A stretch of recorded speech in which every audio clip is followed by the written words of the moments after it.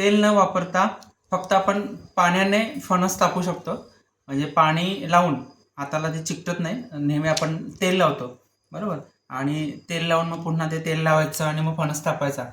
तर फक्त बघा पाणी लावायचं, हे अजिबात हाताला चिकटत नाही. हे तुम्ही पाहू शकता. हे अशा पद्धतीने फक्त पाण्याच्या सहाय्याने हा फक्त थोड्या वेळासा इकडे ते घोळायचं त्याला थोडंसं, म्हणजे ते घट्ट होतं. आणि घट्ट झाल्यानंतर जसं चिंगम असतं त्या चिंगमसारखं असायचं एक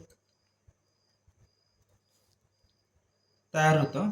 अशा पद्धतीने तुम्ही पाहू शकता. अशा पद्धतीने मी आता हाताला अजिबात तेल वगैरे काही लावलेलं नाही, फक्त पाणी लावलेलं आहे हाताला, आणि हा फणस मी फोडलेला आहे.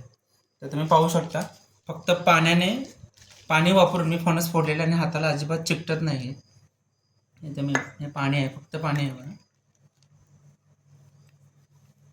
तर हा अशा पद्धतीने मी फणस कापलेला आहे. त्यानंतर आपण नेहमी फणस कापताना एक पद्धत आहे कोकणामध्ये फणस कापताना हे अशा पद्धतीने फणस कापला जातो. म्हणजे आपण हा असा उभा आणि आडवा कापतो, त्याऐवजी फक्त तुम्ही एका बाजूने हे त्याला वरच्या साईडने एक एक ते दीड अर्धा इंच किंवा एक इंचापर्यंत तुम्ही असं कापायचं. आणि हे अशा पद्धतीने तुम्ही जर हे केलं तर तुम्हाला अशा पद्धतीने तुम्ही गरे काढू शकता फणसाचे. तर बघा मी अशा पद्धतीने काढलेले. हा असे सुट्टा गरा तुम्हाला लगेच तुम्ही काढू शकता. म्हणजे कुठे अगदी सोपी पद्धत आहे फणस कापण्याची. आपल्याला फणस कापायचं म्हणजे टेन्शन येतं की कशा पद्धतीने फणस कापायचा किंवा काय. तर बघा मी अशा पद्धतीने हा फणस कापलेला आहे फक्त पाणी वापरून. अर्णव गरा खाणार?